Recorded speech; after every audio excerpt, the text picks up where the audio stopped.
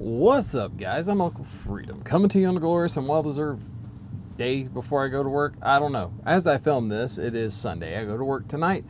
It's been very hectic around here, but how's it going either way? First things first, y'all like, subscribe, share, do the YouTube thing, man, because that's how we keep beating the algorithm and putting out more Pro 2A content to the masses. I would also tell you to take a moment and check out the biggest supporters of what I do here right now, and that is my friends at OutlastSupply.com. Fantastic people over there who have curated an amazing assortment of everything that you may need, from water filtration systems to food, shelf-stable food, to search for personal defense, because you probably find some of the stuff where you want. Just, it's a thing. It's awesome. It's speakeasy. It's amazing. So, what are we going to talk about today? I have been asked numerous times to do an updated video on home defense. Now, this started off as a one video. I realized very quickly that this would be a very long one video. While I'm not opposed to doing that, it's much more digestible if I break it into two parts, because you can find the stuff that you need.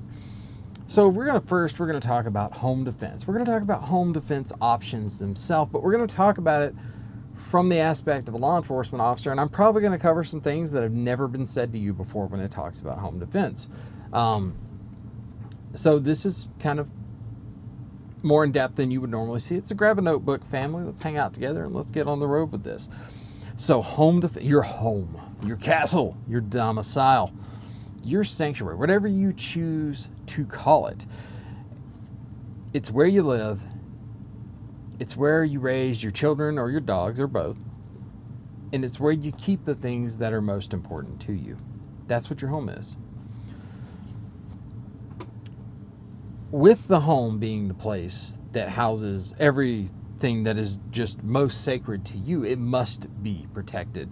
And it must be protected at all costs, which is hence this deep dive on home defense. So there is a lot more to discussing home defense on this table than just person enters home, you dispatch said hypothetical Roblox character, and that enters home, right? Like, on its core, like when we talk about it, that is typically what you hear said from people. The sexy part of home defense, as we know it, is us carefully staging our firearm selection and knowing what we would do if that day ever came. Kick in my door, I know what I'm going to do. Right.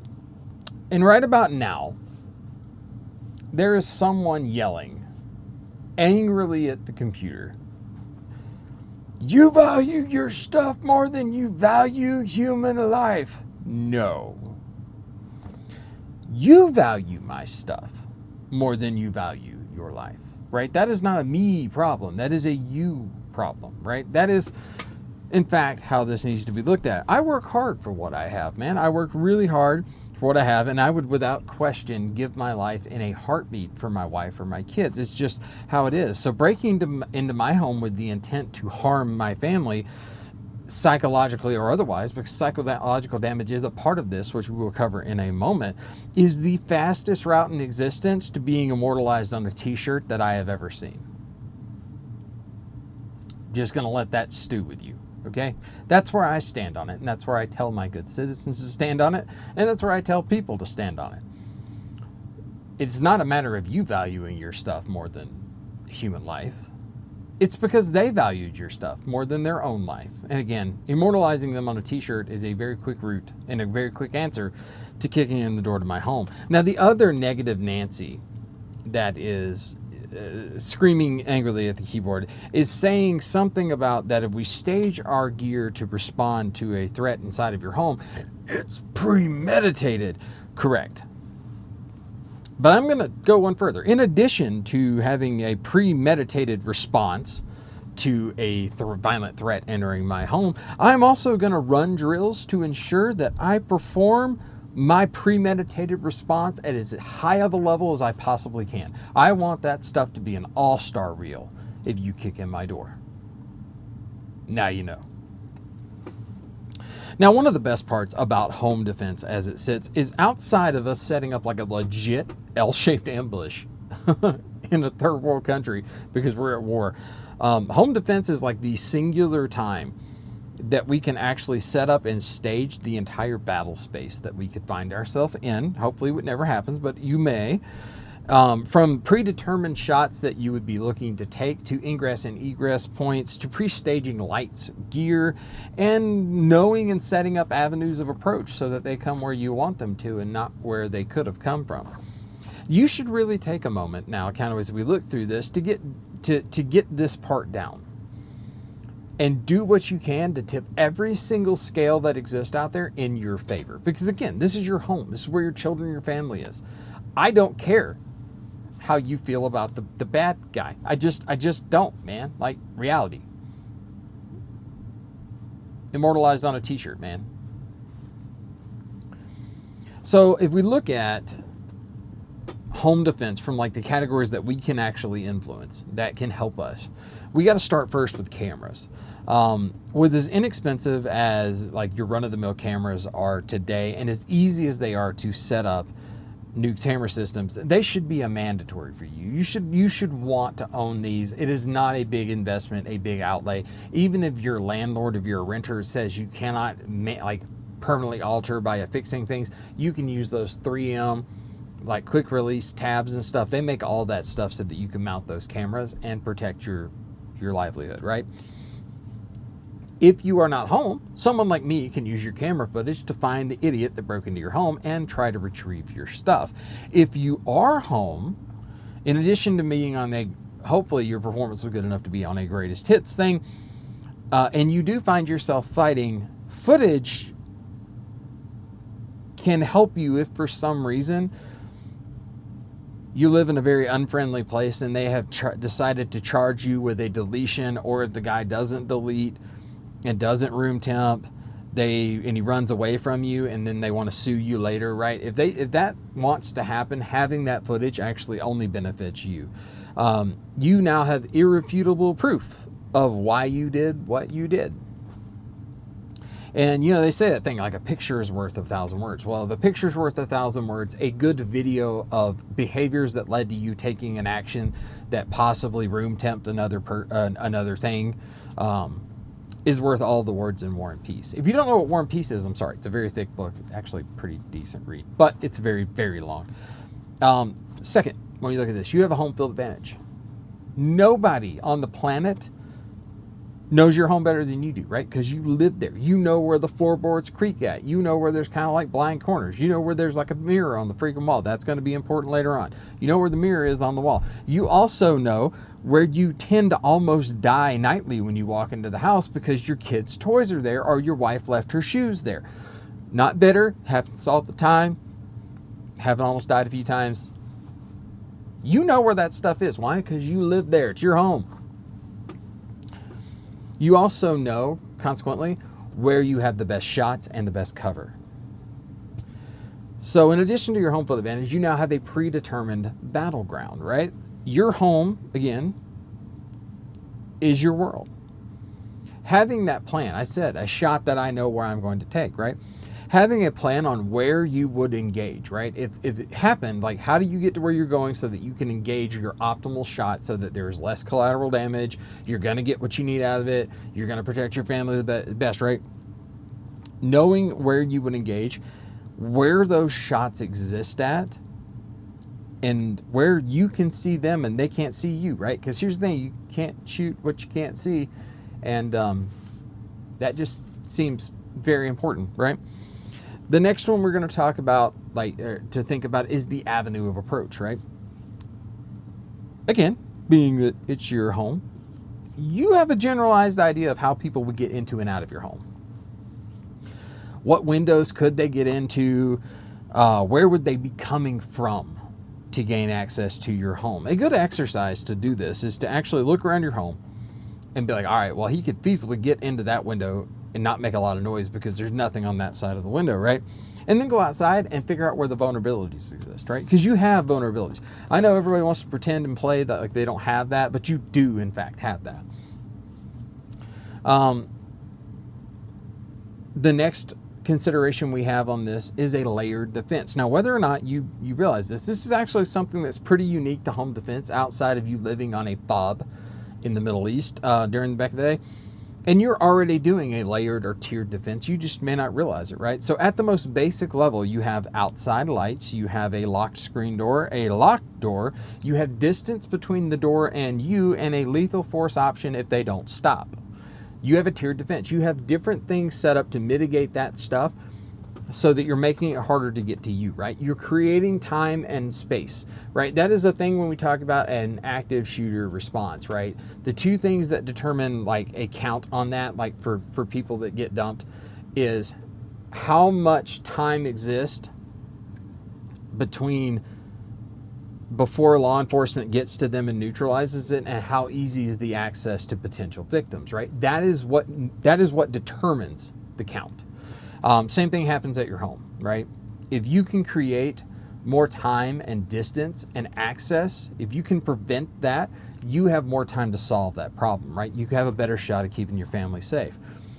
Now, we can all understand that windows and doors are how people would get in. So now we can take those steps though, right? Holly bushes under windows, those things suck. They hurt, man. Having multiple locks, having longer screws in your strike plate on your door, taking a moment and having somebody ensure that your dead latch is actually correctly set up on your hung door so that your lock can't be shimmed as easily as somebody sticking a screwdriver in there and moving the lock out of the way, right? That is how we shim doors and pull them open with things like credit cards and stuff. Having that done, having multiple locks, having a deadbolt and a normal lock, maybe a kick lock at the bottom of it, right? That is, you're creating a layered defense, right? Because you know where they're coming from. Locks on your windows, burglar racks on the side of your windows so the window can't be lifted up. Light. Now here's the thing. Oh yeah, signage, right? Security system, alarm systems, right? That's another big one. Cameras is a big one. Lights. Now light is a highly useful and very highly underutilized tool. Everybody's got an outside light or like a one floodlight in their backyard, right? Bad guys are almost allergic to light. They do not want what they are doing to be seen and anybody to have like a heads up that it's about to happen. And I harp on this when we talk about self-defense. Having a good handheld light, like polite society is prepared to accept that I, as a person walking through a dark parking lot, would have a flashlight in my hand and I may inadvertently shine it in your face because, hey, what you doing over there? Why are you so close? Please don't do that, right? Same thing. On the outside of your home, if you have good motion directed lights that will eliminate blind spots walking up to your home and eliminate avenues of approach because you were thoughtful and you went outside and said, damn, that's really dark and you can't see anything till they get to the door. Having a good focused light out there that is motion sensors for specifically that spot now ensures that that area turns into daytime. And bad guys don't like daytime. It's just a fact of reality, man. The dudes that are trying to sneaky peek back, crash and grab stuff, they don't really care for light, especially when it's supposed to be dark. It's that whole like click when you should have got a bang or bang when you should have got a click thing, right? Things that suck. Bright lights when there ain't supposed to be no lights, man. That will screw things up pretty royal. It's a white light ND on an all darked out hit, right? It's not a good idea. Now, some considerations we have to talk about with home defense that are different from a lot of other things, not in the street crime world, but different from a normal encounter with a human being, is the person or persons that you may face could be heavily under the influence or just not in their right state of mind, man. They may believe they are doing a crusade for God when they kick your door in. And it's tragic. It doesn't make it any less dangerous. That it's tragic. So the reason I say that is because you need to come to terms with something right now. As you think about and talk about home defense, you must come to terms with the fact that if you have to engage, you are engaging to eliminate the threat. You are not engaging to shoot them in the knee. You are not engaging with a warning shot. You are going to fire a firearm because you are engaging to eliminate a threat to you or your family. So come to terms with that in your brain, however you got to do it right. Woosah for a minute, journal that stuff out. You need to come to terms with that because that is reality. Because here's the thing. If they come in, man, like you need to be ready to and have that decision already made.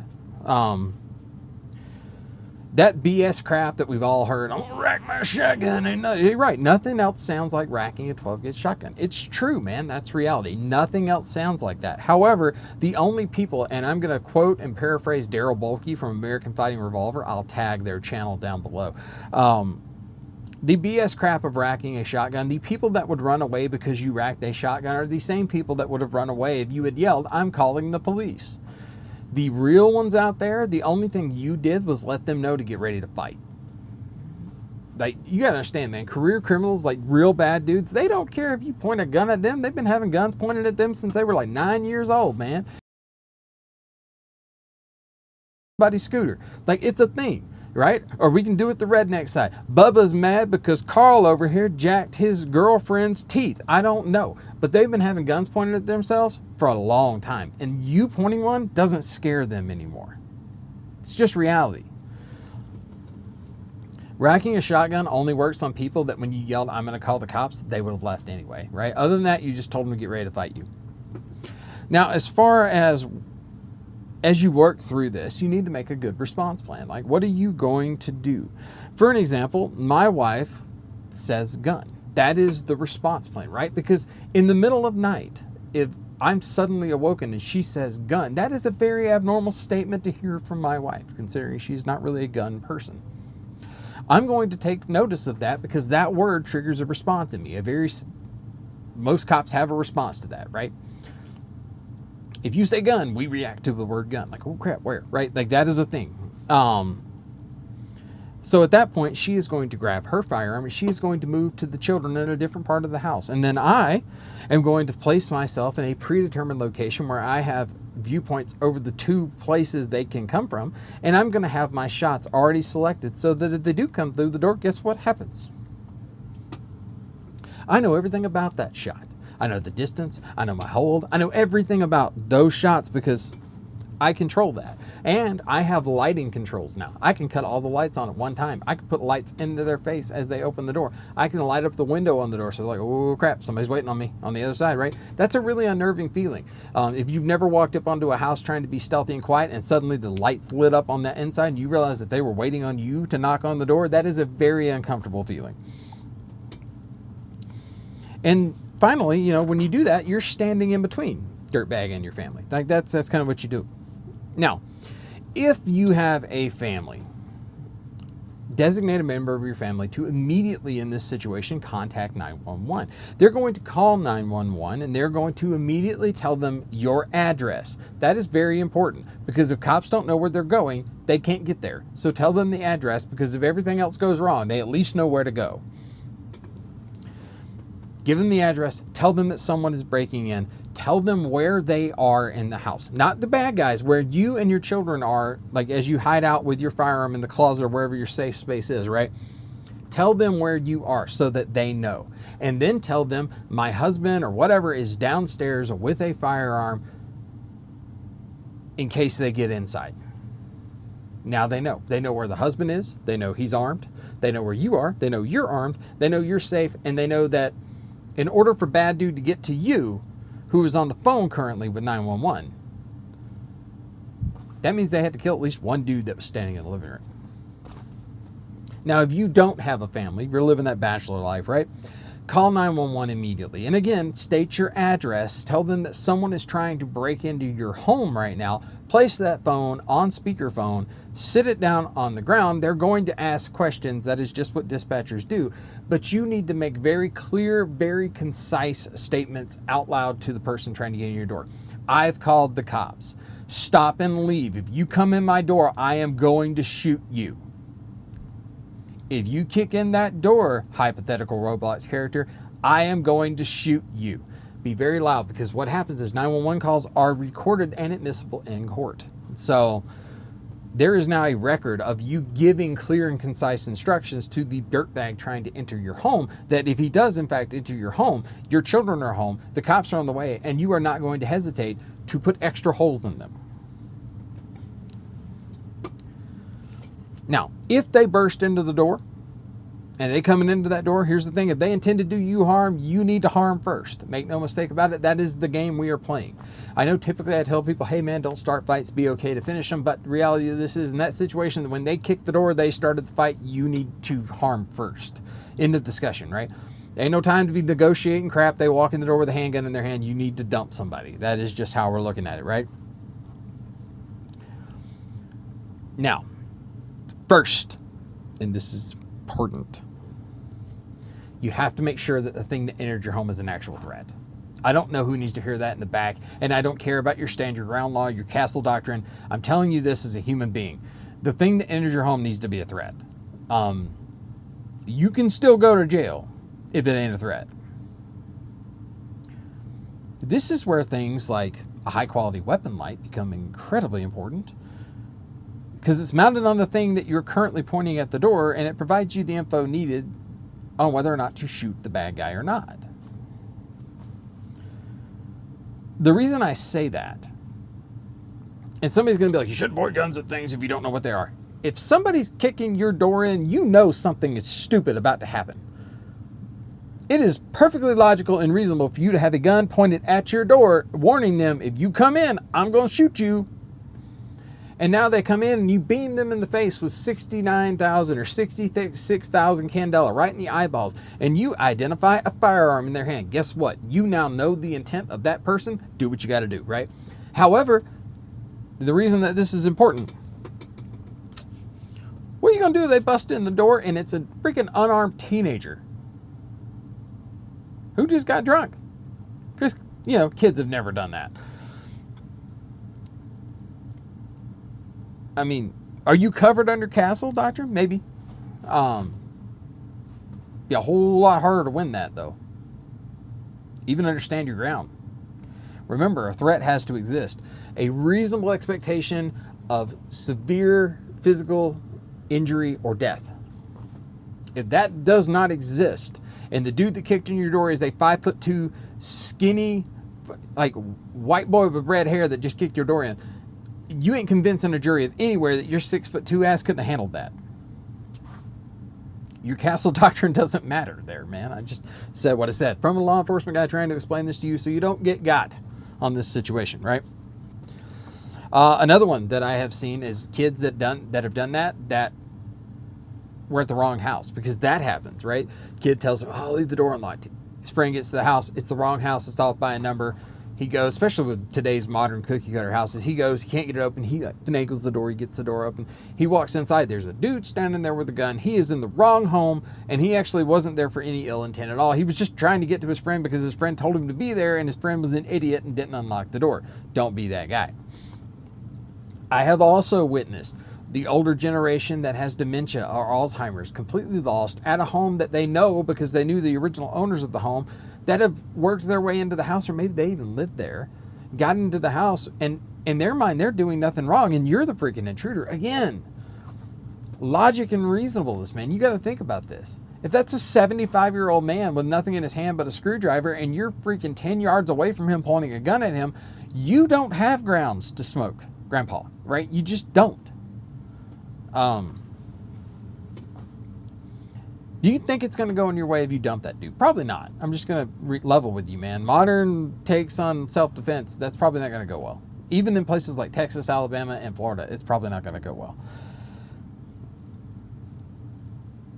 Now, worse yet, I have seen this. I have seen the teenager that lives in your home break out of the home because he snuck out to be with his friends, came home, inadvertently set off the alarm, and got smoked by a parent.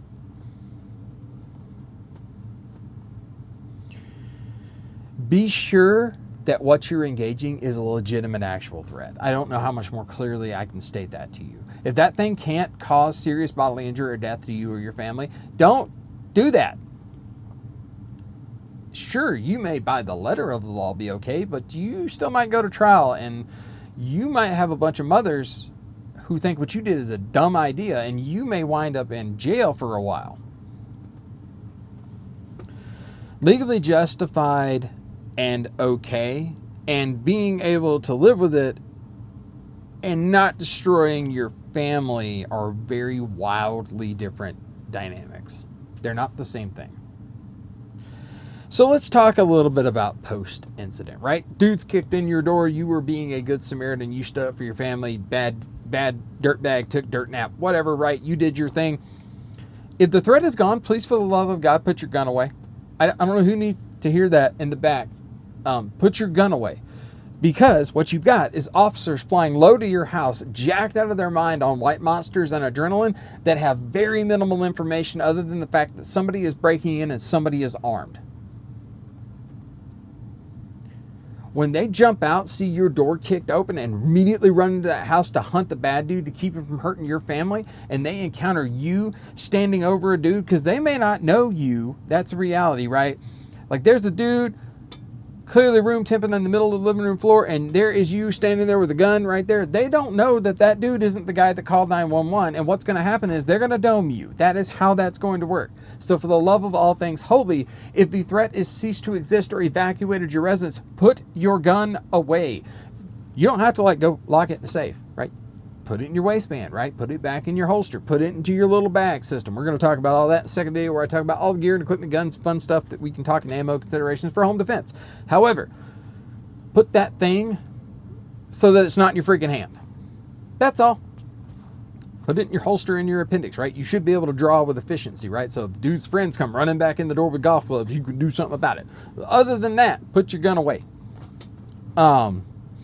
I don't want to see you get smoked by a responding officer, because the reality is that could happen. There has also been incidents where the spouse has come downstairs and not even recognized her own husband because she didn't wait on be told that everything was clear, and she come bustling downstairs and domed her own husband who had just shot a home intruder. That's happened too. Now, post-incident, let's talk about the family aspect of that, because this is actually more important than the law enforcement side, right? Like, that is a very simple one. Hey, dude, don't have the gun in your hand when we're coming looking for a dude with a gun that broke into your house, because you might get shot. Don't have a gun in your hand. If you had to drop a dude or three in your living room, it is going to change you forever, period. I don't care. It's going to happen, right? I know that it is super trendy to talk about stuff like that as a badge of honor. Tim Kennedy. But it's not. Taking a life is a very serious thing. And just because you were right does not mean that it won't give you nightmares, depression, crippling anxiety, or fear. It doesn't make you less of a man because you've experienced those things. In fact, if you don't experience those things, we call those people sociopaths, because they don't have a filter that tells them right and wrong. That is a normal part of this. Could I have done anything differently that wouldn't have led to me taking a life, right? Just be aware it's going to change you forever. It just happens, right? Talk to any vet, right? Any dude from my generation in the military, like every they may not have all done that, but they know somebody very closely that has, and they've been in a place where that was happening. So go talk to them. They will tell you it changes the world for you. Now, and then there's the part of this that we tend not to think about when we deal with this. Even if you didn't room temp the bad guy, right? Dude kicked in your door, I'm going to shoot you. And he goes, ah, and he runs away, right? Like, that could happen. I've seen that happen too. You are likely going to have some anxiety issues from that. You're going to have some paranoia, a little bit of fear, and definitely some OCD about locking doors, which all is going to come from having the sanctity and security of your home violated. That is just reality, man. Like, the human psyche deals with things how it deals with things, and that's one of the ways, right? Your home was violated, so now you're freaked out, and you're going to check your door 47 times before you go to bed. You're going to go monk on locking the door. I got to do it in 3, right? It's going to happen. But that's only talking about you. Now, what if you got a family? All that stuff, along with incredibly vivid nightmares, severe, crazy emotional distress, unmanageable fear from your children, and being uncomfortable in your own home, is going to plague your wife, and it will be worse on your kids. Because it's reality, man. They were safe. And while you did your best to keep them safe and they didn't actually get hurt, somebody still violated their home. And it's going to be worse on them. It's just reality. Just here to tell you. Single moms out there, be ready. Like, that's a thing. And with kids, we have additional impact, right? It can impact their school. It can impact their normal behaviors. It can impact their friend choices, friend selection, their mental health going forward. I know mental health isn't trendy to talk about. Mental health's a real thing, right? Talk to somebody, man. Like, just do it. Like, it'll help you. You're weak because you talk to people. Just telling you. All of these things that we strive to mitigate and eliminate as good parents and spouses are going to rear their head all at the same freaking time if this happens in your home. Just reality, man. Like, just have a plan. So understand that even though you may win, and that should definitely be your goal, right? Victory is the only option in this thing. There is going to be a lot of damage to fix in the coming years done to the people that you love and care about the most, let alone the damage to your home, maybe homeowners insurance rates, a lot of that, right? But the real damage is going to be done to the people you care about the most, and it's going to be damage that you can't fix by buying longer screws at Home Depot. But just understand that every step that you take to ensure your success in a home invasion makes all of this easier, and it makes it easier for you to be the victor. And that's what I want for you. I don't wish violence on anybody, right? I have a shirt somewhere upstairs that says we can resort to violence, but I'm better at it than you. These are things I've witnessed this from hardcore Rangers Lead the Way dudes that got into a home invasion, man. It jacked them up for years. There's something different about it happening in your home.